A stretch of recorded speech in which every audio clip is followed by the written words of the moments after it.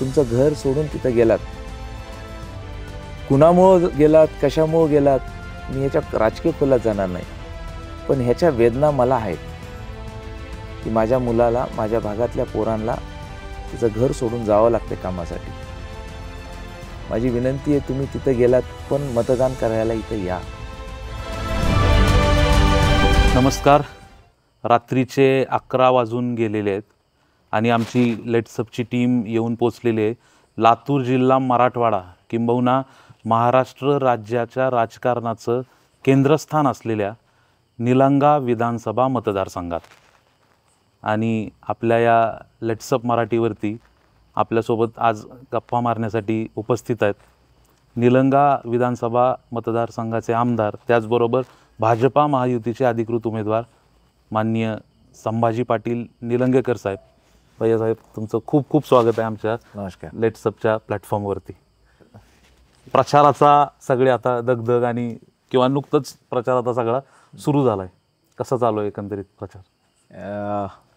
दिपावळीचे जसे फटाके चालू आहेत तसं राजकारणातलेही फटाके चालू आहेत आणि चांगलं समाधान वाटतं आहे प्रवास करत असताना.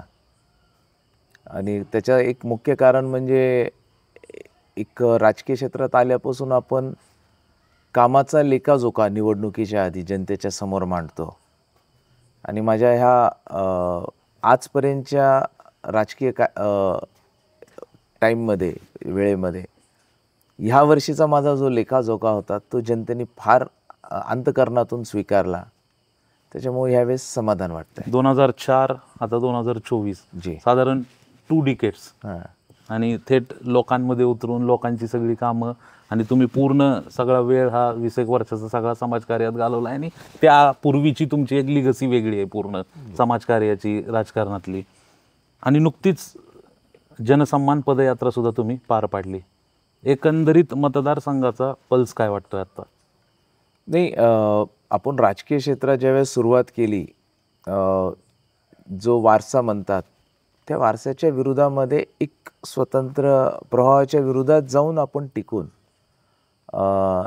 एक मित्रपरिवार, एक परिवार निर्माण केला. आणि हा परिवार निर्माण करत असताना आजच्या ह्या परिस्थितीमध्ये तो खंबीरपणे आज सोबत उभा टाकला आहे. परिवारामध्ये वाढ झालेली आहे आणि परिवार कुटुंब वाढलं आहे.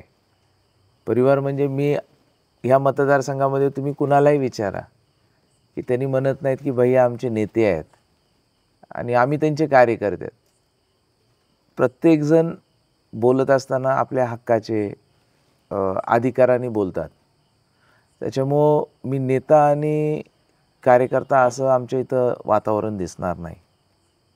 आणि आज ही निवडणूक माझ्यापेक्षा आमच्या ह्या सर्व परिवारातील सदस्यांनी अंगावर घेतलेली आहे. कदाचित माझ्याकडे पाहिल्यानंतर आपल्याला वाटत नसेल की आता मी विधानसभा लढतो, एवढं फ्रेश वातावरण एकदम ह्याच्यात. माझ्यापेक्षा अधिक घरामध्ये लग्न असताना जसं कुटुंबातले सर्व सदस्य एकत्रित येतात आणि मी ह्या सर्वांच्या विश्वासावरच सांगू शकतो की ह्या मतदारसंघातील जनता आपल्याला ह्यावेळेस आजपर्यंतचा जेवढ्यांदा आशीर्वाद दिले त्यापेक्षा सर्वात अधिक भरभरून आशीर्वाद या 2024ला देतील. रेकॉर्ड वेगळं होणार म्हणजे यावेळी होईल असं आई तुळजाभवानीच्या आशीर्वादाने, जनतेच्या आशीर्वादाने होईल असं मी सांगू शकतो. नाही, खरोखर तुम्ही आत्ता म्हणल्याप्रमाणे की तुम्ही स्वतः उल्लेख केला त्या गोष्टीचा की माझ्याकडे बघून तुम्हाला वाटणार नाही की मी विधानसभा लढतोय. आणि गमतीचा भाग म्हणून आमची टीम आता ज्यावेळी हा सगळा सेटअप आणि तुम्ही नुकतंच गाडीतनं ज्यावेळी उतरले त्यावेळी एक जणाचा गोंधळ झाला नेमका की आता नेमकं भैयासाहेब यातले कोण आहेत बाबा.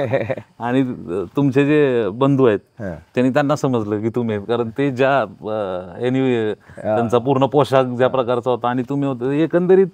आणि मी पण मगाशी आल्यानंतर काही कार्यकर्त्यांशी, मित्रांशी तुमच्या इथं गप्पा मारल्या आणि एकंदरीत अंदाज घेतला हे जे सगळं ट्रान्सफॉर्मेशन होतं, म्हणजे मी असंच म्हणेल त्याला की पांढऱ्या कपड्यामधून ते अशा काय म्हणू आपण ह्याला एक साध्या कपड्यांमध्ये येणं किंवा ह्याच्या मागं काय वेगळी भूमिका आहे का हे जनरल ग्रॅज्युअली होत गेलं जनसन्मान पदयात्रेच्या दरम्यान? नाही, मी ज्यांनी मला राजकारणातल्या पहिल्या दिवशी पाहिलं आहे त्यांनी, जो आज मला देखील पाहतोय, तुम्ही कोणालाही विचारला भैया 2004ला कसे होते आणि 2024ला कसे आहेत, माझ्या वजनामध्ये देखील इंचभर फरक नाही, राहणीमानामध्ये फरक नाही. लोकांकडे पदं आले, राहणीमान बदलतं.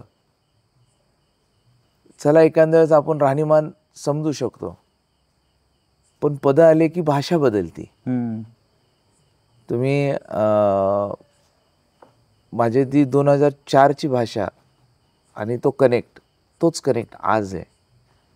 मी कधीच कुणाला माझ्यापेक्षा लहान असेल त्याला देखील मी आहोजाहोच बोलतो.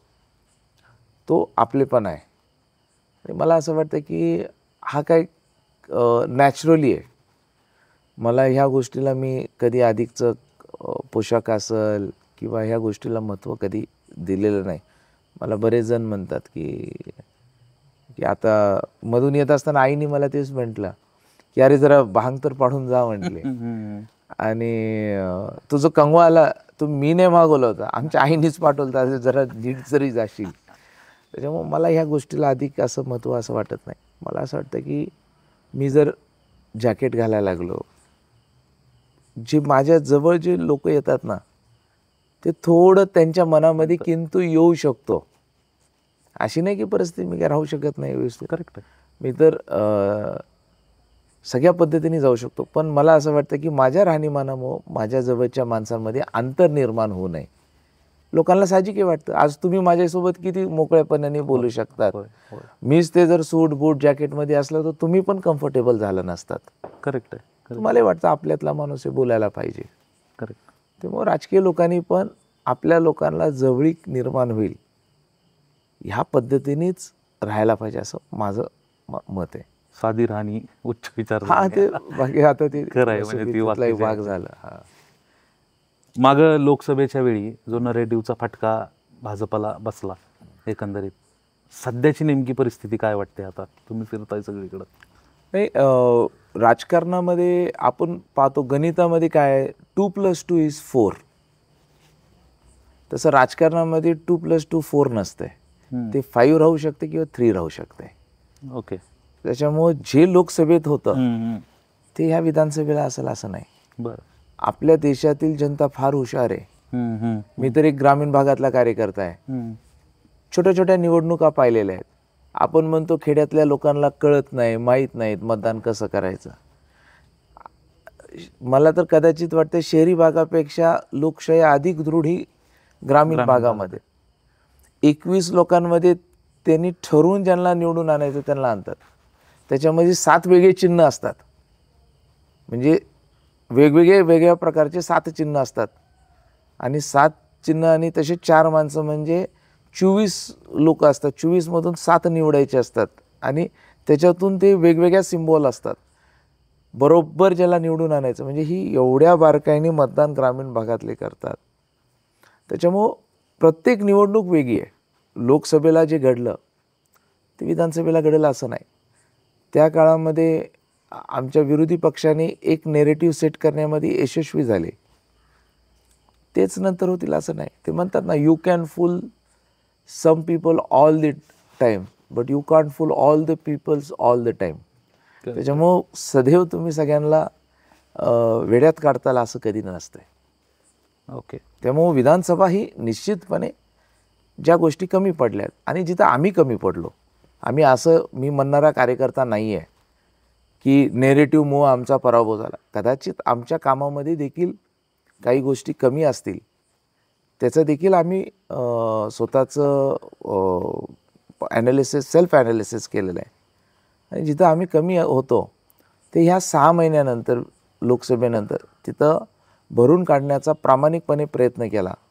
जनतेमध्ये आमच्या बाबतीमधले एक काही चुकीच्या आम्ही कुठं कमी पडलं ते जनतेने दाखवून दिलं आहे. त्यामुळं निवडणुका हे लोकप्रतिनिधींना आरसा दाखवणारी गोष्ट असते. करेक्ट आहे. त्याचाही तुम्ही विरोधकांवर किंवा परिस्थितीवर कधी तुम्ही त्याचं 100% असते असं नाही. स्वतःचंही आत्मपरीक्षण करण्याची ही गरज असते. आणि त्या 6 महिन्यामध्ये मी जिथं कमी पडलो, आम्ही कमी पडलो, ते आम्ही आत्मपरीक्षण केलं आहे. परत जनतेमध्ये पूर्ण विश्वास तो निर्माण केला आहे, अधिकचा विश्वास निर्माण केला आहे आणि जनतेला आवडतं आहे. माझं राजकीय क्षेत्रामध्ये मी माननीय गडकरी साहेबांचा अनेक जण तुम्हाला देखील सांगितले असतील यांचं आणि गडकरी साहेबांचं जास्त जवळचं आहे. मी त्याला खूप फॉलो करतो. तुम्ही स्वीकारणं, तुमची चूक जरी झाली त्याचे स्वीकारणं, खुल्या मनाने स्वीकारणं आणि पुढं जाणं, हे आपण केलं. जनतेसमोर गेलो आणि जिथं आम्ही कमी पडलो जनतेला मान्य केलं की बाबा आय हॅव शॉर्टफॉल. जनतेची जिथं माफी देखील मागितली की मी याच्यामध्ये दुरुस्त करेल आणि जनतेने फार ताकदीने स्वीकारलं. ज्यावेळेस आम्ही म्हणतो की आम्ही तर कमी पडलो आणि याच्यात दुरुस्त करेल, आणि त्याच्यामुळं हा मला आज विश्वास वाटतोय की 2024ला एक चांगलं एक रेकॉर्ड बनेल मोठा. रेकॉर्ड बनेल. भैयासाहेब, मला नेहमी एक क्युरियोसिटी होती तुमच्यासोबत गप्पा मारताना की 2004ला तुम्ही प्रत्यक्ष राजकारणात येऊन सुरुवात केली, पूर्ण या प्रवासाची सुरुवात तिथं झाली आणि आज आपण 2024मध्ये भेटतोय, गप्पा मारतोय या विषयावरती. खरोखर हा 20 वर्षांचा टप्पा, जवळपास 2 दशकं या दरम्यानच्या काळात गेली. तर ह्याच्यामधला आजचं राजकारण आणि तुम्ही ज्यावेळी यामध्ये येऊ पाहत होते त्यावेळचं एकंदरीत पॉलिटिकल सिनारिओ, खूप बदल ह्याच्यामध्ये झाला आहे. काय एकंदरीत या सगळ्या प्रवासाकडं तुम्ही एक ब्रॉडर पर्स्पेक्टिव्ह म्हणून काय बघताय, कसं बघताय? नाही, काही चांगल्या देखील गोष्टी झाल्यात आणि काही विषयांच्या अनुषंगाने म्हणजे माध्यम हा एक जसं पॉझिटिव्हली आला आहे की प्रत्येक गोष्टी तुमच्या फिंगर टिप्सवर आलेली आहे माहिती, बरोबर. आणि त्याच्यामुळं लोकप्रतिनिधी पण तेवढ्या प्रकारे अवेअर झालेले आहेत की आपण काय. त्या काळात पूर्वी एवढं नव्हतं. आणि आजच्या याच्यामध्ये जसं सकारात्मक पद्धतीने एखादी गोष्टी बातम्या येऊ शकतात, आज ह्याचा म्हणजे चुकीचा वापर पण होतो. मीडियाचा, सोशल मीडियाचा एक चुकीच्या पद्धतीने वापर होतो आणि एखाद्या माणसाला इझिली बदनाम करायचा असेल किंवा त्याला रॉंग बुक्समध्ये टाकायचं असेल तर फार सोप्या पद्धतीने होऊ शकतात. आणि फार शॉर्ट मेमरी असल्यामुळं लोक कदाचित त्याच्यावर विश्वास देखील ठेवतात. बरोबर बरोबर. फक्त आपल्या माध्यमातून मी आव्हान करू शकतो की जे आपल्याला चित्र दिसतंय हे सगळं व्हर्च्युअल वर्ल्ड आहे. Correct correct. जनतेने रिॲलिटीमध्ये जायला पाहिजे, वस्तुस्थितीमध्ये जायला पाहिजे. आपल्या उमेदवाराची पूर्ण माहिती त्यांनी तपासली पाहिजे, दिसण्यावर जाऊ नये. हे माझं आपल्याला आव्हान आहे. फक्त आज जे आहे बोटाच्या टिप्सवर आहे असं चालू आहे सगळं. म्हणजे ते रील्स एक आता आणि ते एवढं फ्रॅक्शन ऑफ ह्याच्यात येतात आणि ते फार लवकर त्याचं तुम्ही बघता का रील्स? मी तुम्हाला आश्चर्य वाटेल, मी काहीच फॉलो करत नाही. मी सोशल मीडियापासून लांब आहेत तुम्ही?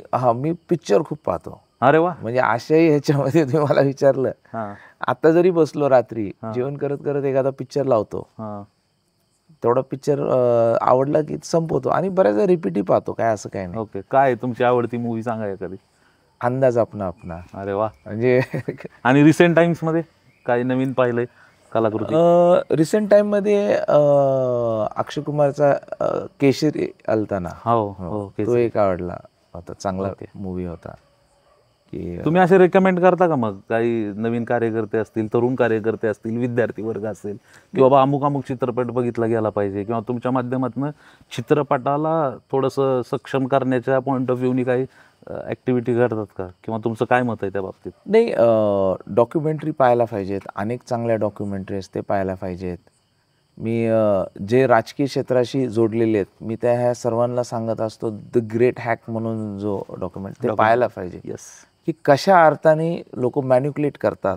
करेक्ट. मी बऱ्याच जणांना सांगितलं आहे, ज्याच्यातून आपल्याला एक संदेश देता येईल असे जे काही मूवीज असतात. 3 इडियट्स पण आवडतो. हो, चांगली फिल्म आहे, संदेश आहे त्यात, चांगला सोशल मेसेज आहे. तो देखील मी सांगतो की आपण पाहायला पाहिजे. मला असं वाटतं की ज्या अशा चांगल्या जुन्या डॉक्युमेंटरीज आहेत त्या पाहायला पाहिजेत. विद्यार्थ्यांमध्ये पण गेल्यावर ते आवर्जून सांगतो की त्यांनी पाहावं. अरे वा. एकंदरीत लातूर जिल्हा, निलंगा आणि परिसराचा सर्वांगीण विकास हे जे धोरण घेऊन जात असताना याच्यातला खूप महत्त्वाकांक्षी प्रोजेक्ट एक तुम्ही उभा केला, ते म्हणजे लातूर रेल्वे बोगी कारखाना. काय सांगाल या तुमच्या एका महत्त्वाकांक्षी प्रकल्पाबद्दल? नाही काय आपण राजकीय क्षेत्रात काम करतो, लोक अपेक्षेने निवडून देतात आणि ह्या भागामध्ये आपण आज लातूरमध्ये जर पाहिलं की आमच्याकडे पाण्याची कमतरता आहे. बरोबर. एक काळ असा होता की लातूरचं नाव म्हटल्यावर अरे भूकंपाचं लातूर, परत आम्ही कुठं बाहेर गावी अरे लातूरून आलो म्हटलं की हा भूकंप होता, आधी अशी ओळख होती.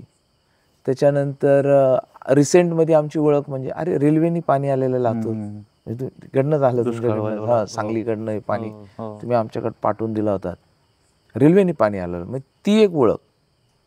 पण ह्या सगळ्या ओळखीतून पण लातूरमध्ये जे नॉलेज पोटेन्शियल आहे हे कोणी सांगत नाहीत. सर्वात हायेस्ट डॉक्टर्स देशात दरवर्षी मेडिकल ॲडमिशन लातूरचे, पुणे नाही आहे. बरोबर आहे. म्हणजे पुण्यामधून जातात अधिक मेडिकलला, पण आम्ही देशामध्ये क्रमांक 1ला आहे. 2200 मुलांचं दरवर्षी आमच्या इथले मुलं मेडिकलला जातात. करेक्ट आहे, करेक्ट आहे. इंजिनिअरिंगला जातात. हो.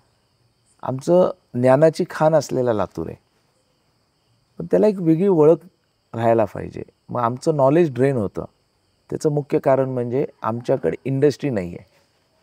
ह्यापूर्वीच्या राज्यकर्त्यांनी ज्या इंडस्ट्री उभा केल्या त्या स्वतःच्या अधिकाराच्या हक्काच्या, आम्हाला सत्ता भरपूर मिळाली. आम्ही प्रत्येक वेळेस काय म्हणतो, आमचा विकास हा पश्चिम महाराष्ट्रातल्या लोकांनी खेचला. हे जुन्या लोकांची विचार करण्याची ती थॉट प्रोसेस असेल. पण माझ्यासारखा कार्यकर्ता काय म्हणतो, अरे त्या लोकांनी त्यांचा विकास केला, मग आपले लोक झोपले होते का? मग त्यांनी देखील त्याचा प्रयत्न करायला पाहिजे होता ना. बरोबर. त्या लोकांनी त्यांच्या भागातल्या लोकांसाठी प्रयत्न केला, ते चुकीचं नाही आहे. पण आपल्या लोकांना संधी असताना त्यांनी का केला नाही? मग त्या काळामध्ये आम्ही असा विचार केला की एक असा केंद्रातला प्रकल्प, केंद्रात आपली सरकार आहे, खाली आपली सरकार आहे. आणि देवेंद्रजींनी मी त्यांच्या मंत्रिमंडळात होतो, आम्ही सगळ्या मंत्र्यांना असं बसवलं, स्थानिक स्वराज्याच्या निवडणुका होत्या आणि त्यांनी सांगितलं की जो मंत्री आपल्या भागातला चांगला रिझल्ट आणल त्या मंत्र्यांना भविष्यामध्ये ज्या एखाद्या खात्यामध्ये अधिकचं चांगलं काम करायचं आहे त्याच्या म्हणण्यानुसार मी त्यांना खातं देईल. अरे वा. आणि मग आमच्या स्थानिकच्या निवडणुका आल्या.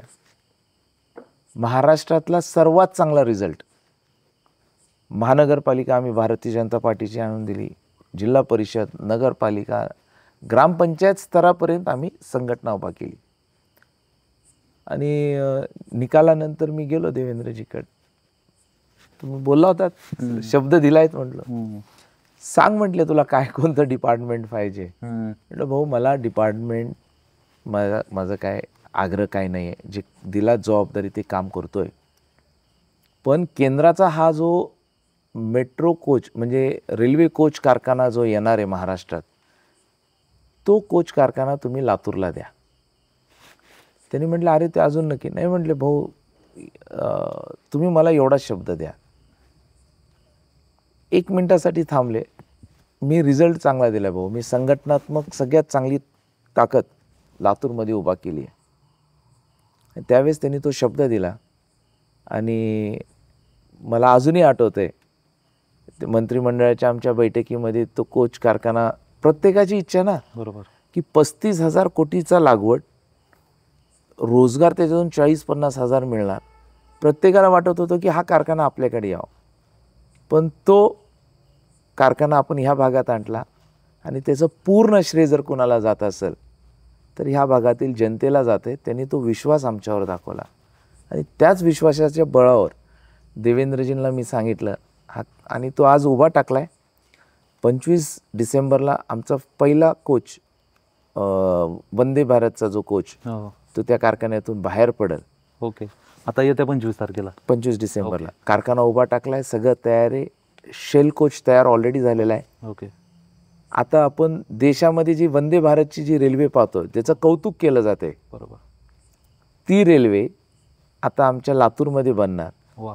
म्हणजे जिथं रेल्वेनी पाणी आणलं तिथं रेल्वे निर्माण आम्ही केली आणि जिथं आम्हाला लातूरकरांना एक स्वाभिमान वाटणार की कुठं जरी वंदे भारतची रेल्वे दिसली तर त्याच्यावर आता मेड इन स्पेन किंवा जपान म्हणून नसणार आहे, मेड इन लातूर असा शिक्का असणार आहे. या गोष्टीचा आनंद क्या असणार. बात आहे, क्या बात आहे, क्या बात आहे. खरंच अभिनंदन या गोष्टीसाठी.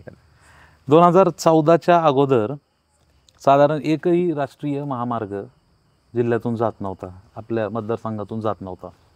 आत्ताची स्थिती काय आहे एकंदरीत? पूर्वीच्या काळात म्हणजे जुन्या काळात जर आपण पाहिलं, गावं कुठं बसले जायचे की जिथं पाण्याचं स्रोत आहे तिथं. बरोबर. मग तिथं त्यांची जीवन साठी लागणारं धान्य, काम, व्यवसाय, तुम्ही जुन्या काळातले गावं बघा किंवा शहरं बघा जुन्या काळातले, हे सगळे पाण्याच्या स्रोताच्या आजूबाजूला बसलेत. आणि आत्ताच्या काळामध्ये या दशकामध्ये नवे जे शहरं कुठं बसलेत, जिथं दळणवळण आहे, जिथं राष्ट्रीय महामार्ग आहेत, जिथं रेल्वे, जिथं कनेक्टिव्हिटी जास्त आहे, जिथं कम्युनिकेशन, एअरपोर्ट, रेल्वेज, हायवे जिथं निर्माण झाले, कारण हे साधनं रोजगार निर्माण करणार आहेत. करेक्ट. हाताला आपल्याला अधिकचं काम त्याच्या माध्यमातून मिळणार आहे. त्याच्यामुळे आपल्या 60 वर्षाच्या मागच्या आजपर्यंत लातूरच्या इतिहासामध्ये एकही राष्ट्रीय महामार्ग हे लातूर जिल्ह्यात नव्हता. माननीय नितीन गडकरी साहेबांच्या माध्यमातून आपण मागच्या 2014 ते आज 2024मध्ये 6 राष्ट्रीय महामार्ग जिल्ह्यात मंजूर केले. 6 पैकी 4 पूर्ण झाले, 2 प्रगतीपथावर आहे, 1 प्रगतीपथावर आहे आणि एकाची मंजुरी आहे. आणि आमच्या विधानसभेतून 2 राष्ट्रीय महामार्ग जातात. आणि जसं आता आम्ही हायवेचं जाळं निर्माण केलं आहे, येणाऱ्या काळामध्ये आम्ही रेल्वेचं जाळं निर्माण करणार आहेत. हे भविष्यातले आमची संकल्पना आहे. Okay okay. त्याच्यामुळं रोजगार हा परत ह्याच्या अवतीभोवती राहील. आणि आमच्याकडचा जो स्थलांतरित युवक आहेत, आज तुम्ही पुणे मुंबईमध्ये जर पाहताल, सर्वात जास्त मुलं आमच्या प्रत्येक गावातले 20-25% मुलं बाहेर जावं लागले. यांना जर परत इथंच रोजगार द्यायचा असेल तर इथं इन्फ्रास्ट्रक्चर आधी उभा करावं लागेल, तर इंडस्ट्री येणार आहेत. करेक्ट. मी आधी इंडस्ट्री आणतो म्हटलं तर ते कुणी जर बोलत असेल ते चुकीचं आहे. तुम्ही आधी इन्फ्रास्ट्रक्चर करा, मग इंडस्ट्री येतील. करेक्ट. इंडस्ट्री आली, रोजगार आली, मुलं परत माघारी येतील सगळी. नाही, खरं आहे. लाडकी बहीण योजना आता सगळीकडे खूप ट्रेंडिंगमध्ये. आणि लाडकी बहीण योजनेच्या बाबतीत खूप वेगवेगळ्या जाहिराती आणि त्याचं काम हे आता येता जाता सगळीकडे बघायला मिळतंय. त्याच्या बाईट्स, बातम्या, हे सगळं आपण पाहतोय. यापूर्वी तुम्ही एक मुलींसाठी एक योजना आणली होती, आनंदी योजना. ती नेमकी काय होती पाहिजे साहेब? आज जर पाहिलं, महिलांमध्ये 80% आजार महिलांमध्ये ओव्हरऑल, जी स्टडी ज्यांनी याच्यावरचा अभ्यास केला आहे त्यांनी सांगतात, तो ज्यावेळेस मुली एक ठराविक वयामध्ये असताना ज्या विषयाच्या अनुषंगाने काळजी घ्यायला पाहिजे, ज्या गोष्टीचं तिच्यामध्ये अवेअरनेस आणायला पाहिजे, हे अवेअरनेस तिच्यामध्ये येत नाहीत किंवा तिला माहीत नाही. हे जर अवेअरनेस आपण आपल्या मुलींमध्ये आणलं तर भविष्यामध्ये तिला हे आजार होणार नाहीत. मग आम्ही त्याच्याबद्दलचं अवेअरनेसचं कॅम्प आनंदी नावाने, म्हणजे मुलीला सॅनिटरी पॅडचा वापर, त्याची माहिती, त्या काळातली काळजी, त्याचसोबत गुड टच, बॅड टच, हे आज आपण मुलींवर जे अनेकदा पाहतो की जे अत्याचार होतात, त्या बाबतीतली शालेय जीवनापासूनची पूर्ण माहिती हा आम्ही आनंदी एक कार्यक्रम राबवला अक्का फाउंडेशनच्या माध्यमातून. आणि त्याच्यातून त्या मुलीला प्रशिक्षित करणं आरोग्याच्या बाबतीमध्ये आणि स्वतःच्या सुरक्षतेच्या बाबतीमध्ये. 32,000 मुली आजपर्यंत आमच्या ह्या कार्यक्रमाच्या माध्यमातून प्रशिक्षित झालेत. वा. आणि त्यानंतर लाडकी बहीण योजना आली. आणि खरं तर मी ह्याला अजून आपल्याला सांगतो, आज देश आपला आर्थिक ह्याच्यामध्ये जागतिक स्तरावर जर पाहिला, वी आर ॲट नंबर 5 नंबरला आपला देश आहे इन फायनान्शियल ग्रोथ आपण जे म्हणतो. पण त्याच्यामध्ये महिलांचा सहभाग, ह्याचे फिगर्स कधीच कोणी सांगत नाहीत. देशातली पॉप्युलेशन 50% महिला आहे, 50% पुरुष आहे. ओके. मग देशाच्या अर्थकारणामध्ये देखील महिलांचा सहभाग 50% राहायला पाहिजे, तो तसा नाही आहे. ग्रामीण महिलांचा सहभाग 12% आणि शहरी महिलांचा सहभाग 16 ते 18%. म्हणजे एवढा डिफिशिट आहे. फक्त 12% सहभाग असताना आपला देश जगाच्या पाठीवर 5व्या नंबरला आहे. जर महिलांचा सहभाग जर आपण वाढवला तर जगाच्या पाठीवर 1 नंबरला जाईल. त्याच्यामुळं अर्थकारणामध्ये महिलांचा सहभाग वाढवायला पाहिजे असं मला वाटतं. वा वा. थोडासा या सगळ्या ह्याच्यापासून लांब जाऊन एक पर्सनल प्रश्न तुम्हाला विचारतो. खरंच व्हॉट मोटिवेट्स यू हे सगळं करण्यासाठी?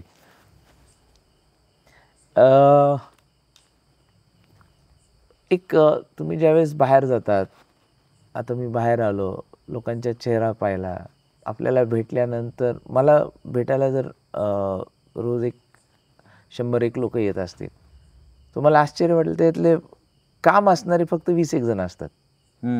बाकीचे सहज बघायला येतात, पाहतात, हसतात. त्यांच्या डोळ्यांमधून एक स्माईल असते, असे डोळे पाहतात, त्याचे डोळे सांगून जातात, चेहऱ्यावर एक स्माईल असते. आणि ती स्माईल पाहिले की ते मोटिवेशन आहे. म्हणजे नाही भैया, हे फक्त त्याचा दिवस त्याच्यावर चालतो. मी बऱ्याचदा विचारले काय काय सांग, नाही काय नाही, सहज भैया काय नाही एवढं म्हणून जातात नाही. तो जो विश्वास आहे ना की आपण जे काम करायचं आहे ना, की ह्याच्यासाठी लोक खुश असावं, चेहऱ्यावर आपण स्माईल. आणि आमच्या वडिलांनी सांगितलं होतं, आज नाही आहेत आमचे वडील, की येणाऱ्या प्रत्येक माणसाच्या डोळ्यातले अश्रू पुसण्याची क्षमता राहायला पाहिजे तुझ्यात. आणि तू जात असताना आमच्या वडिलांबद्दल म्हणतात, कधी रिकाम्या हाताने आमच्या वडिलांकडनं कधीच कुणी गेला नाही. त्याच्यामुळं किती जरी अवघड काम असेल, कुणी मला सांगितलं, मी फार ऑप्टिमिस्टिकली सांगतो, मी प्रयत्न करेल आणि ऐकतो. मी कसाही असेल, मला रात्री 12-1 वाजता जरी कोणी आलं तर बसून निवांत ऐकतो मी त्याचं. हा जो आहे ना, ऐकण्यामध्ये पण बऱ्याच जणांनी कंटाळा करतात, पण लोकांचं तुम्ही ऐकतात ना, ते पण एक प्रकारचं मोटिवेशन आहे. आणि त्याला वाटतं ना की मी यांच्याशी बोलावं. तो त्यांच्या चेहऱ्यावरचं हास्य, त्यांनी सांगत असतानाचा विश्वास असतो. एक अडचण सांगतो, अडचण ज्यावेळेस तो आपल्याला सांगतो, त्याला विश्वास असतो आपल्यावर की हा माणूस मदत करेल, ते देखील मोटिवेशन आहे. त्याच्यामुळं ह्या सगळ्या गोष्टी मोटिवेट करतात. किती जरी थकलो असलो तरी कुणी आलं तर त्याला पाहिलं की परत चला कामाला जावं. आणि खूप काही दिलं ह्या मतदारसंघाने. मी तर घरातून रिकाम्या हाताने बाहेर पडलो होतो आणि 25 वर्ष ह्या मतदारसंघाने, ह्या लोकांनी मला सांभाळलं आहे. म्हणजे काळजी एकतर्फी नाही आहे, मतदारसंघाने फार प्रेमाने सांभाळलं. कोणत्याही गोष्टीमध्ये कशीही कोणती हाक दिली तर लोक आपल्यासोबत कुटुंबातले सदस्य म्हणून सोबत उभा टाकले. सगळे म्हणतात भैया कधीच कुणाला रागवत नाही. मी कधीच कुणाला रागवलं नाही. तुम्ही अजूनही विचारा, भैया रागवलेलं पाहिलं आहेत का? नाही, पण भैया नाराज होऊ नयेत ह्याची काळजी माझ्यापेक्षा पुढचे लोक घेतात. भैयाला वाईट वाटेल आपण असं काही केलं तर. अशी गोष्टी आहेत. एक चांगलं नातं, बॉन्डिंग झालं आहे आणि हेच मोटिवेट करतं. हेच कुटुंब आहे, हेच परिवार आहे. वा. माझ्या घरच्यापेक्षा मी तुम्हाला एक किस्सा सांगतो. आमच्या पत्नीला माझ्या मिसेसला विचारले की काय वाटतंय तुमच्या यांच्याबद्दल, ते आपली हे असते ना वटसावित्रीची, तुम्ही काय मागितलात? ते म्हणले मी पुढच्या जन्मामध्ये हे माझे मिस्टर म्हणून म्हणण्यापेक्षा मला ह्यांचा कार्यकर्ता म्हणून देवाला प्रार्थना केली की ह्यांचा कार्यकर्ता किंवा हे माझ्यासोबत राहतील, तरी जास्त वेळ देतील, अधिकचा वेळ सोबत देतील. त्यांनाही माहिती आहे यांचं आणि ते खुश आहे त्याच्यात आणि त्यांनाही आनंद वाटतो की बाबा माझा आनंद जर ह्याच्यात असेल तर आईला असेल, सगळ्यांना असेल. काळजी वाटणं साहजिक आहे, पण कुटुंब हे माझं खाली जनतेतच आहे. वा. तुमचा बोलण्याची एक लय ढंग खरंच खूप भारी आहे राव. तुम्ही कॉन्स्टंट जे बोलत होते ना, असं वाटत होतं ते ऐकत राव एक लूपवर. म्हणजे असं एक स्पिरिच्युअल एक त्यातनं एसेन्स पण येतोय त्यातनं, त्या सगळ्या गोष्टीतनं. असं म्हणजे तुम्ही ह्याच्यावर काही विशेष काम करता की जनरल तुमचं? नाही, मी जनरल एकदम प्लेन काहीच करत नाही आणि व्यवस्थित. जिथं गावांमध्ये सप्ताह असतो, सप्त्यामध्ये मी पूर्ण वेळ बसतो, ऐकतो पूर्ण. त्याचं एक वेगळी हे आहे आणि आवडीने मला लोक गावातल्या सप्त्याला बोलवतात. आणि तुम्ही कुणाला जरी विचारला तुमच्या गावातल्या सप्त्याला भैया आलते का, आलते म्हणतात. तो जो गावातला एक सप्ताह असतो त्याच्यामध्ये जे शेवटचं जे कीर्तनात किंवा भजनात एक तो आनंद असतो. कधी बसून बघितलं ना, त्याच्यात लक्ष घातले की फार चांगलं वाटतंय. Correct. तुम्ही ह्या सगळ्या जगाशी डिस्कनेक्ट होतात. गरज नाहीये तिथं कुठल्या हा, social काही media ची, काही काही मीडियाची, कशाची गरज नाही. likes ची, काही काही काही कशाची. कशाची गरज नाही. खरंय. तुम्ही आता मग अशी बोलत असताना 2-3 वेळा तुमचा उल्लेख झाला मोठ्या साहेबांचा, म्हणजे तुमच्या वडिलांचा. जी. कसं तुमचं त्यांच्याशी नातं होतं, एक मुलगा वडील या पर्स्पेक्टिव्हने जर विचार केला? मला म्हणजे जे फायटिंग स्पिरिट आहे हे आमच्या वडिलांमधून मिळालेलं आहे. लोक मला म्हणतात की भैया, जसं मी म्हणतात ना भैया फार प्रेम आहेत, ॲग्रेसिव्ह पण म्हणतात. ॲग्रेसिव्ह मी प्रश्नांसाठी ॲग्रेसिव्ह होतो. कोणताही विषय असेल, म्हणजे आमच्या भागातील कोणता प्रश्न आला, पाण्याचा असेल, विजेचा असेल, रस्ते, एक तर विरोधी पक्षात होतो. टोकाची भूमिका, जोपर्यंत तो विषय मार्गी लागत नाही मी स्वतः शांत बसू शकत नाही. आणि मला वाटतं की हे फायटिंग स्पिरिट हे आमच्या वडिलांमधून आलं आहे. आणि त्यांनी या विधानसभेमध्ये, म्हणजे तुम्ही म्हणतात एवढं सरळ कसं काय काय, ते माझ्या वडिलांमधून आहेत. त्यांनी विधानसभेला उभा टाकले होते, त्यांनी एकही भाषण केलं नाही. त्यांनी घराच्या बाहेर नाही, सहज आता त्यांना भाषणामध्ये त्यांचा विषय नव्हता, पण त्या काळामध्ये त्यांनी त्यांच्यासमोर उभा टाकलेल्या प्रत्येकाचे डिपॉझिट जप्त केले. ते पहिलीच निवडणूक, भाषण नाही, काय नाही, हे केलं. हा तो विश्वास होता त्यांच्यावर जनतेच्या. आमच्या आजोबाला पण जेवढे मतं कधी पडत नव्हते तेवढे त्यांना पडले. आमच्या आई उभा टाकल्या निवडणुकीला, लोकसभेला, त्यांनी तर डायरेक्ट घरापासून डायरेक्ट लोकसभा लढली. त्यांच्यासमोर तर फार मोठं व्यक्तिमत्व होतं. पण अक्का म्हणून तुम्ही एक जो भाग आहे ॲग्रेशन, तो वडिलांकडनं आला, आणि आध्यात्मिक भाग जो आहे तो आईंकडनं आला, ते वारकरी संप्रदायातून. बरोबर. आणि त्यांनाही लोकांनी फार व्यवस्थित, आणि त्यांनी आज देखील, आज जे अक्का फाउंडेशन, अक्का म्हणतात, म्हणजे एक व्यक्तिमत्व असं आहे की सर्व पक्ष, म्हणजे असं काय पक्ष म्हणून नाही, त्यांच्याकडे सगळेच जण करतात. त्यामुळे हे आध्यात्मिक जे वारसा आहे हे आमच्या आईंचा आहे. आणि मी सगळ्या गोष्टी पाळतो त्यांच्याकडनं आलेल्या. आणि ॲग्रेशन लोकांच्या प्रश्नासाठी हे वडिलांकडनं आहे. Okay okay.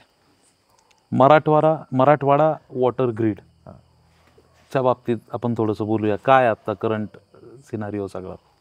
बघा, आम्ही राजकीय लोकांनी ना फार एक करमणूक करतो जनतेची. काय केलं मागच्या काळामध्ये, कुणीतरी एका राजकीय नेत्यांनी सांगितलं की आता आम्ही उजनीहून पाणी आणणार. ज्याला काम करायचं नव्हतं ना त्यांनी ही घोषणा दिली. बरं, मग आता मला सांगा, तर तुम्ही अशी घोषणा देतात उजनीहून पाणी आणणार म्हटल्यावर, उजनीचा माणूस काय करणार? स्वागत करणार का विरोध करणार? विरोध करणार ना.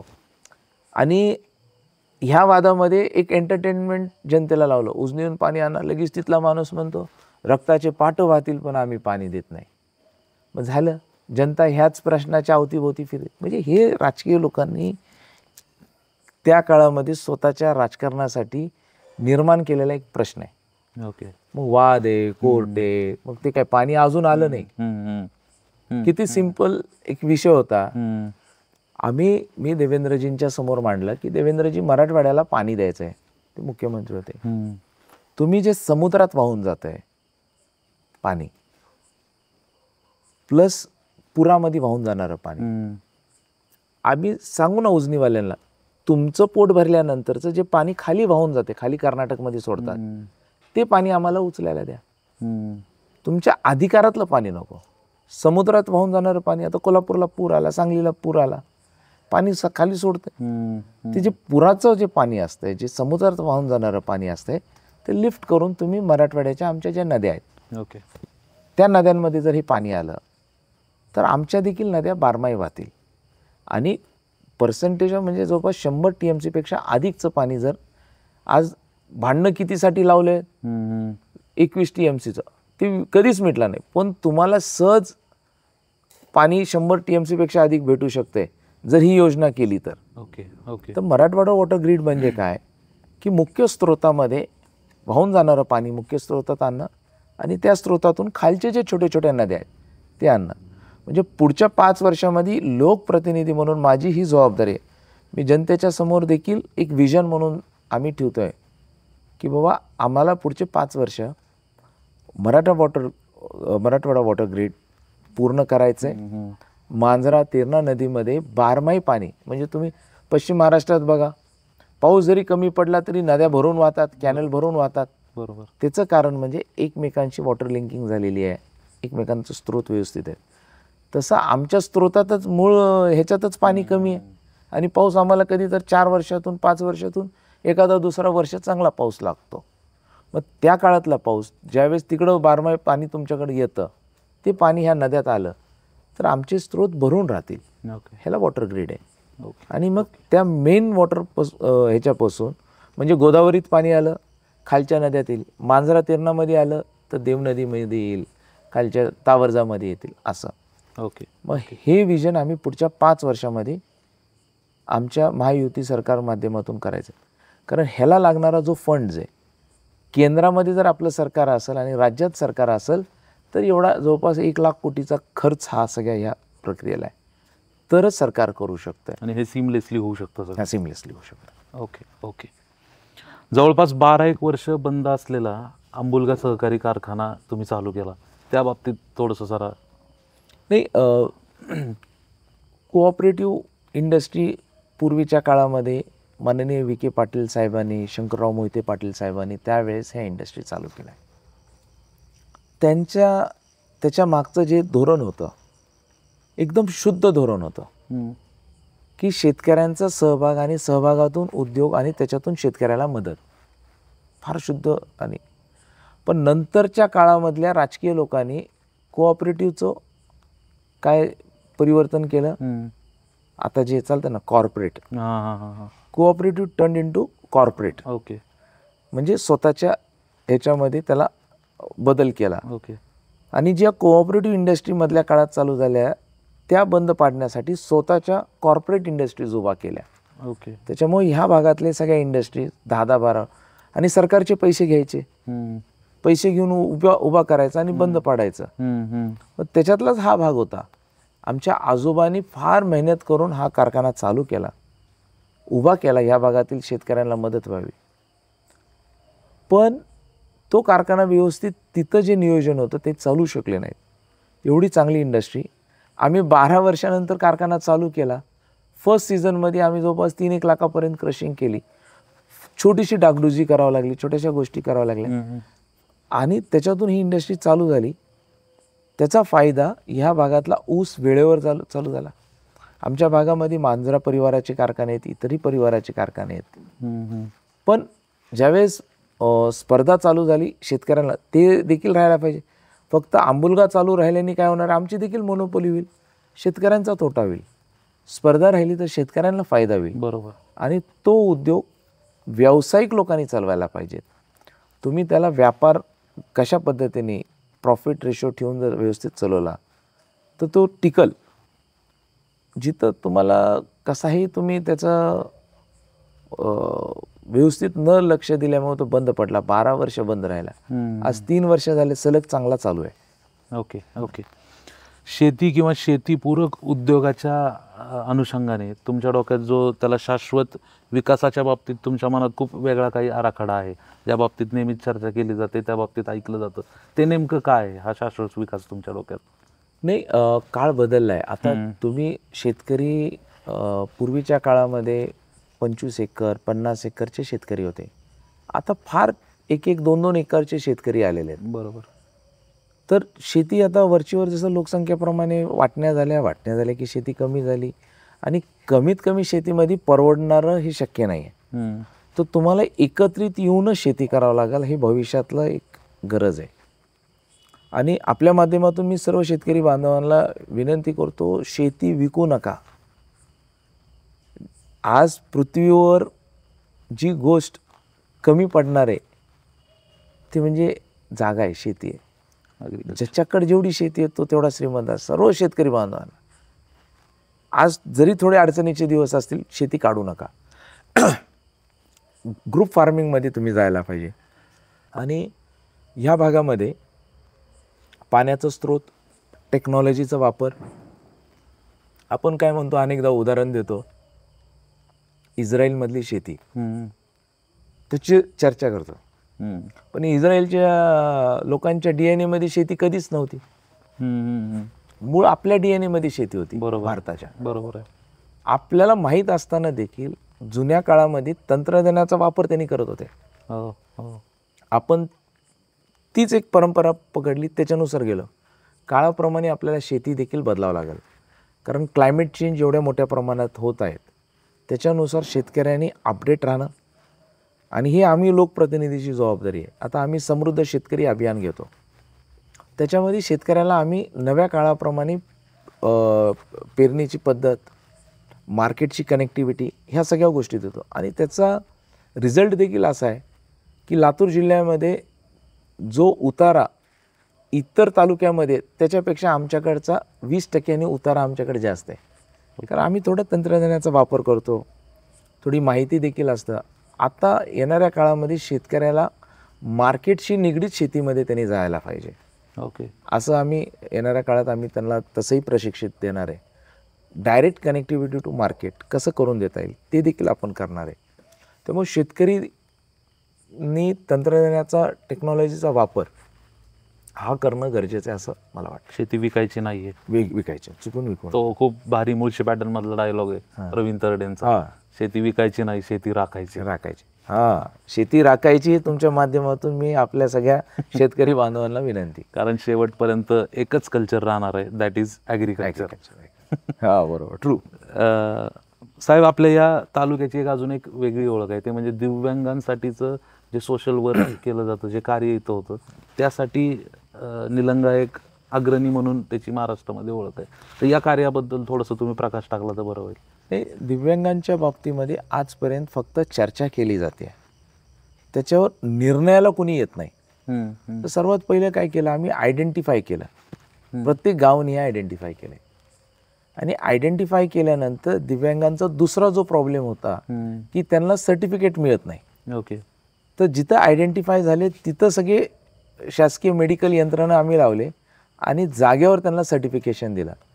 सर्वात पहिले जिल्ह्यामध्ये किती दिव्यांगांची संख्या ही आयडेंटिफाय केली, त्यांना काय सपोर्ट सिस्टीम लागणार आहे ते आम्ही आयडेंटिफाय केलं, आणि ती सपोर्ट सिस्टीम आम्ही इथं आणून उभा केली.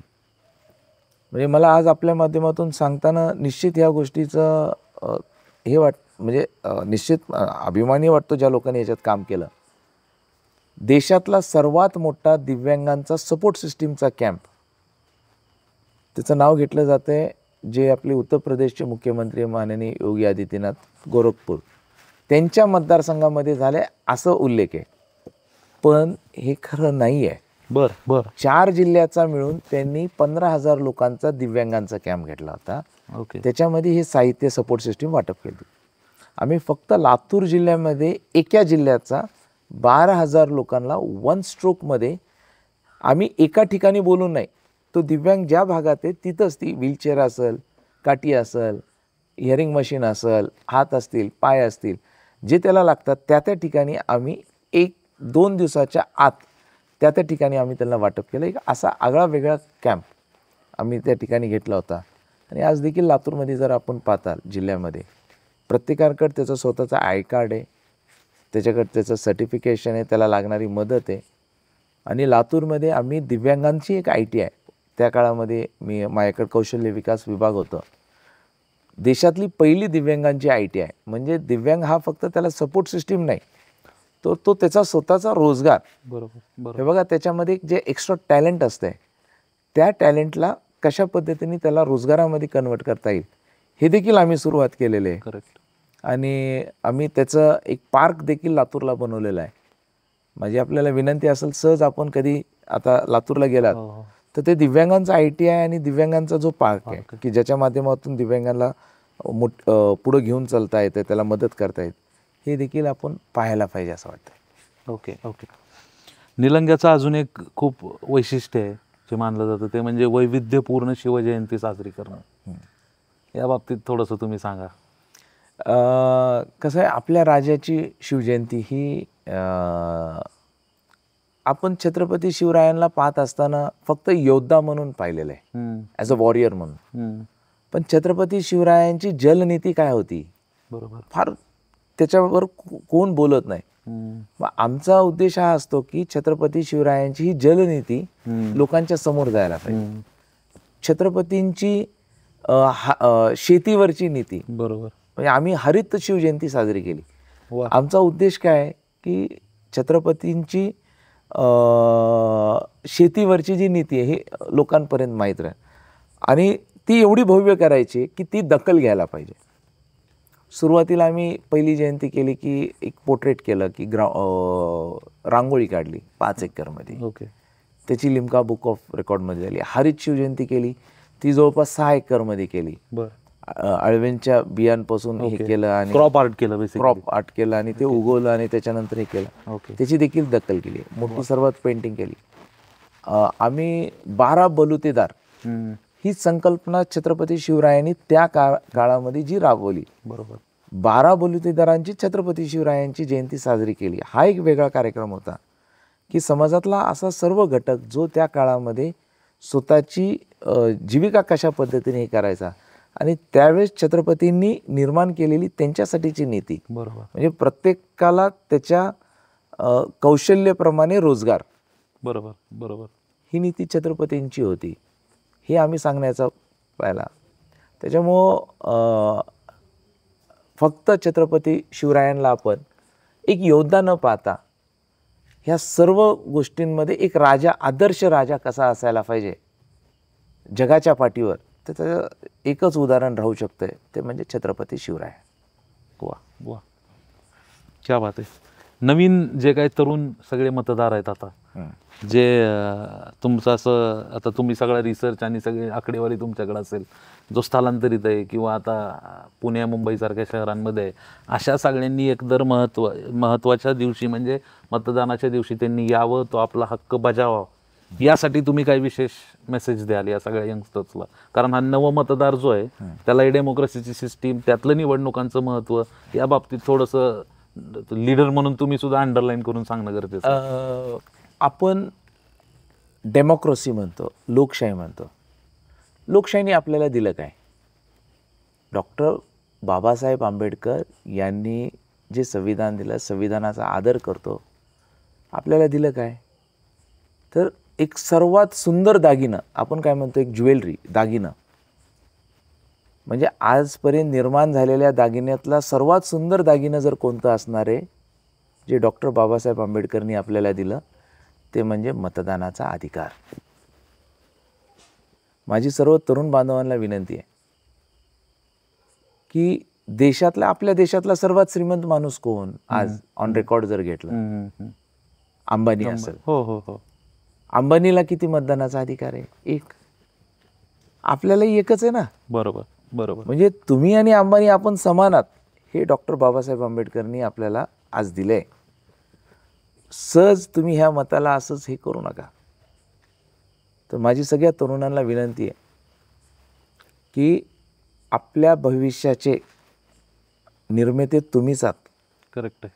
आणि हे पुढचे 5 वर्ष आपलं भविष्य कसं राहायला पाहिजे, माझे पुण्या मुंबईला असणारे सगळ्या युवकांना माझी विनंती आहे, तुम्ही तुमचं घर सोडून तिथं गेलात, कुणामुळं गेलात, कशामुळं गेलात, मी ह्याच्या राजकीय खोलात जाणार नाही, पण ह्याच्या वेदना मला आहेत की माझ्या मुलाला, माझ्या भागातल्या पोरांना त्याचं घर सोडून जावं लागते कामासाठी.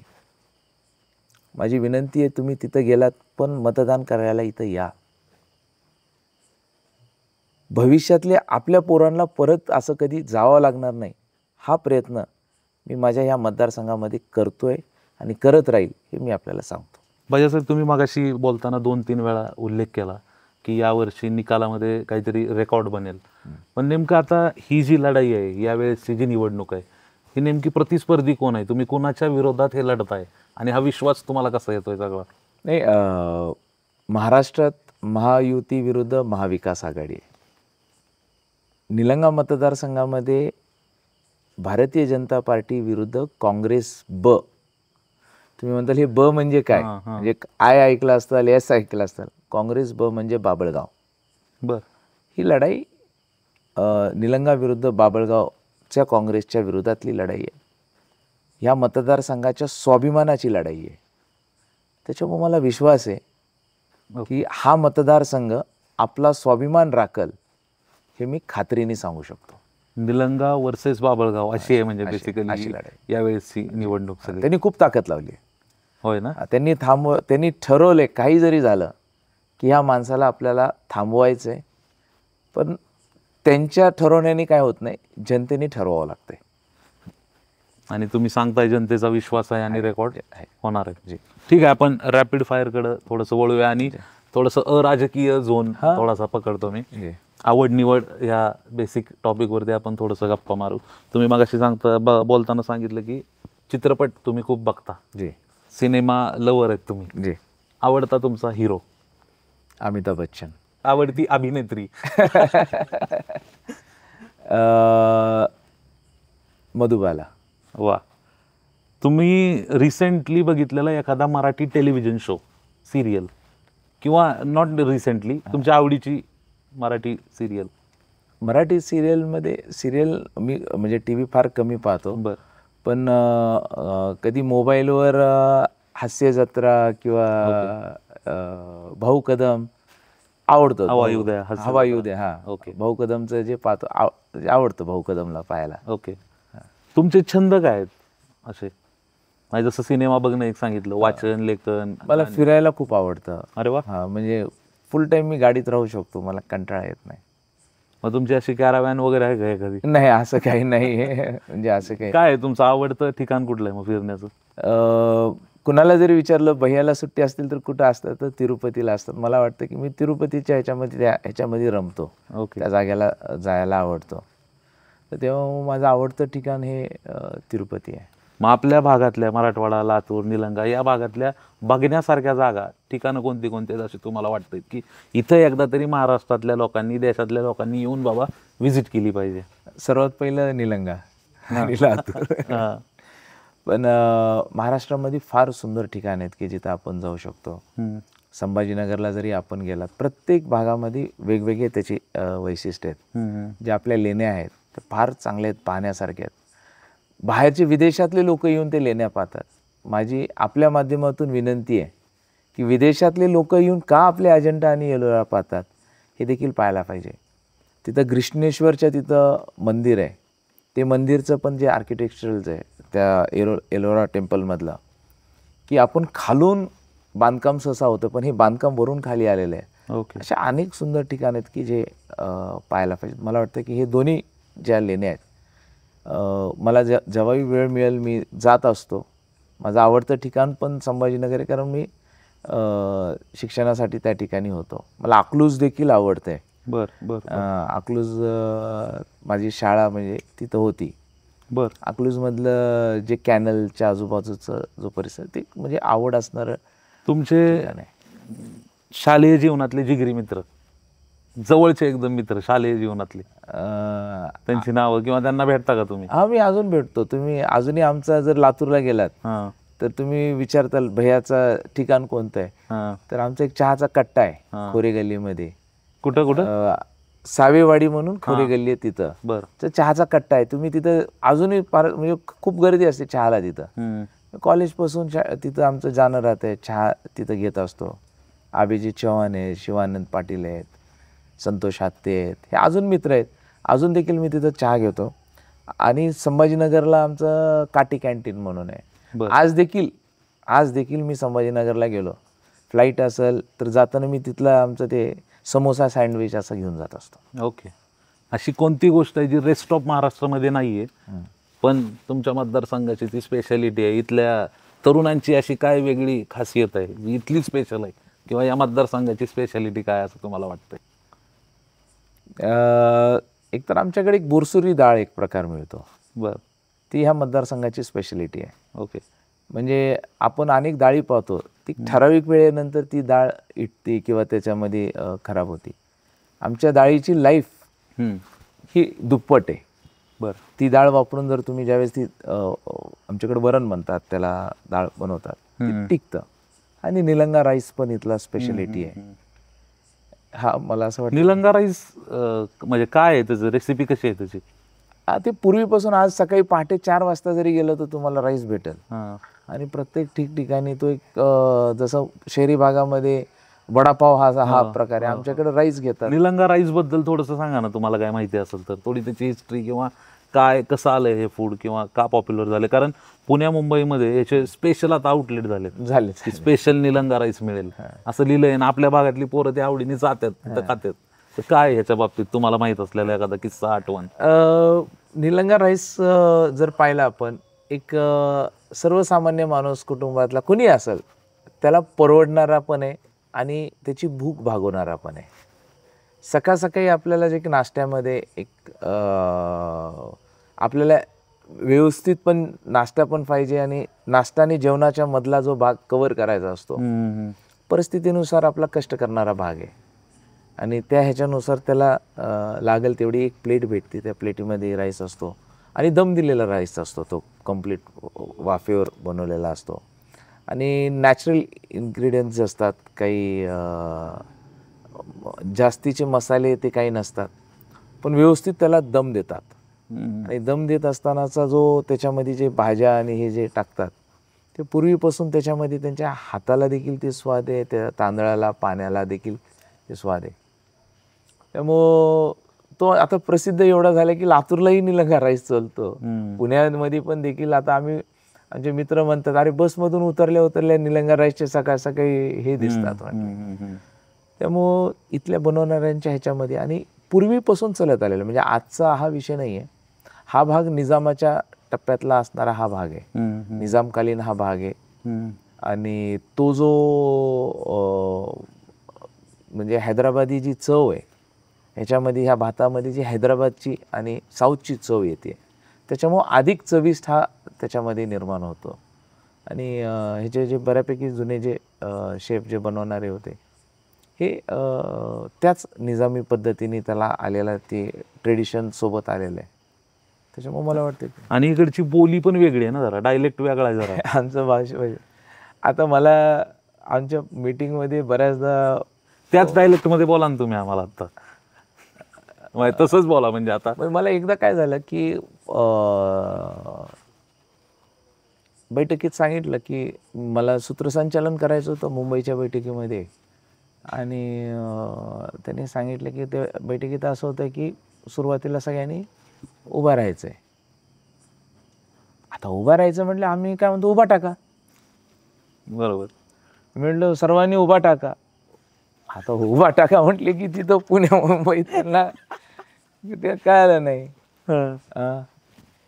काय करायला लाव, जेवण बिवण झालं का नाही, कधी आला, असं हे आमच्याकडचे जरा पॉप्युलर फ्रेजेस आहेत आपले सगळे. अजून सांगा ना जरा 4-5. लय भारी जाईल सगळं रीलवर. तर काय करायला लाव. आता एखादा समजा कार्यकर्त्याचा तुमचा फोन आला, एकदम आता हक्कानी माणसं सगळी तुम्हाला बोलत असतात, कसं असतं फोन उचलल्या एखादं बोलतानाच? तो आपल्या ह्याच्यात म्हणतो, काय भैया कुठं चालला. मग आता कुठं चालला म्हटलं की अरे चाललो की म्हण, असं ते असा विषय होतो. मला आता एकदम शब्द नाही गेले, नाहीतर ते टोन मध्ये असले की बरोबर निघतात शब्द असे आहेत. पण काय करून राहिलायस, कुठं जाऊन राहिलायस, असे बरेचदा काय काय वेगवेगळे शब्द आहेत. ओके. ते जे लातूरची भाषा,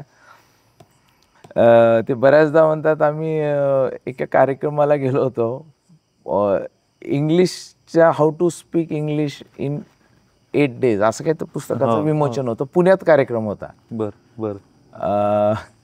ते आमच्या माणसाने म्हटलं की लातूरचे लोक म्हणजे इंग्लिश 8 दिवसात शिकतील म्हटले, पण आम्हाला पुण्याची मराठी शिकायला आम्हाला म्हणजे आम्ही इंग्लिश फार इझी शिकू शकतो म्हटले, म्हणजे आमची मराठी अशी आहे. बरोबर. आम्हाला आवडतं काय, त्याच्यामुळे मी काय कोणाला आवडेल ते आपली बोली भाषा ती बोली भाषा आहे, आणि आम्ही तीच वापरतो. बरोबर आहे. पण हा जो बोली आणि भाषा किंवा अमुक भाषा म्हणजे ती एक जनरल प्रमाण भाषा झाली की बाबा असं बोललं तरच करेक्ट आहे. त्या बाबतीत बराच काय म्हणू आपण त्याला कॉम्प्लेक्स येतो. आपल्या भागातनं काही पोरं तिकडे गेली आणि काय काय भाषा बऱ्याचदा चेंज होती, पण आपल्या किमान आयडेंटिफाय होतंय भेटलं की. तर हा जो कॉम्प्लेक्स येणं आहे आपल्या बोलीच्या बाबतीतला, आपल्या डायलेक्टच्या बाबतीतला, या बाबतीत तुमचं काय मत आहे? म्हणजे जेन्युइनली मला ओपिनियन हवं आहे तुमचं या बाबतीत. काय माहिती का, आमचे मुलं नॉलेजने, हुशारीने खूप चांगले आहेत, पण थोडं आम्ही म्हणजे आम्ही शाय पद्धतीने राहतो. आणि आम्ही ज्यावेळेस शहरी भागात जातो, आमचे मुलं जो इथं पहिला येतो, बऱ्याचदा ते तिथं गेल्यावर फर्स्ट इयरला फेल होतात, विषय मागं राहतात. त्याचं कारण की तो ओपन अप होत नाही. तो स्वतःला असं त्याचं आहे की बाबा कुणाला आवडेल न आवडेल. म्हणजे मराठवाड्याचे लोक आम्ही प्रेमळ आहेत लातूरचे, बाबा पुढच्याला काय वाटेल म्हणून तो एक्सप्रेस करायला जात नाही. त्याच्यामुळं बऱ्याचदा त्याची देखील अडचण होती. तो फार शाय. आता मलाच बघा ना, मी राजकारणात आता 25 वर्ष झाले, आमदार आहे, मंत्री आहे. मी अजूनही मला स्टेजवर, सगळ्या स्टेजवर आमचे मोदीजी येतात, हे येतात, मी आपल्या कोपऱ्यात, मला ते पकडून मला पुढे नेऊन थांबवतात. पण तेव्हा असं वाटतं की का बाबा कुणाला आवडेल नाही आवडेल. आता आमच्या ह्याच्यामध्ये सिनियरिटीप्रमाणे तुम्ही बघतात, तुम्ही तर मीडिया आहेत, तुम्ही बघतात, लोक फोटोग्राफीसाठी एवढं पुढं जातात, पण आमचा लातूरचा माणूस कधीच फोटोग्राफीसाठी पुढं, म्हणजे मी तरी म्हणजे पदावर असताना देखील, सगळ्या गोष्टी असताना देखील, नाही बाबा कशाला आपलं राहायचं. हे आमच्या ह्याच्यामध्ये मला आपल्या माध्यमातून लातूरच्या सगळ्यांना आव्हान करायचं आहे, बाहेर पडा. काय कुणाला आवडेल ना आवडेल, जे तुमच्यातलं आहे, तुमच्यात टॅलेंट आहे, नॉलेज आहे, सगळ्या गोष्टी आहेत. आणि मला हे आत्ता झालं, आम्ही स्क्रिचमध्येच राहून बॅटिंग करतो. नाही बाबा, आमच्यामध्ये क्षमता आहे, सहज हुक करायची क्षमता आहे लातूरच्या पोरांमध्ये, पण नको स्क्रिचमध्येच बॅटिंग करावं, कुणाला लागलं तर, असंच विचार करतो आम्ही. थोडं आता लातूरकरांनी पण ओपनली बॅटिंग करावी, फ्रीली बॅटिंग करावी, कारण त्यांच्यामध्ये क्षमता आहे. ओके, हे मी पाहिलंय. करेक्ट आहे, करेक्ट आहे. गाणी म्हणता का तुम्ही कधी निवांत वेळ? नाही, मला गाणं आणि डान्स दोन गोष्टी जमत नाही, पण आवडतात. मी गाणी खूप ऐकतो, खूप म्हणजे खूप ऐकतो. एक तुमचं गाणं होऊ द्या आता शेवटी, कुठलं जे तुम्हाला आवडेल ते. एक एक एक एक हो. फार अवघड म्हणजे असं ते टोन मध्ये आता किशोर कुमारचे एक एक चालेल की, टोनचं काही हरकत नाही. नीले अंबर से पुराए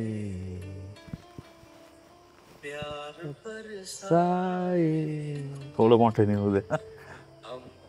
तरसाए ऐसा कोई साथी हो, ऐसा कोई प्रेमी हो, दिल की बुझा जाए. वा वा.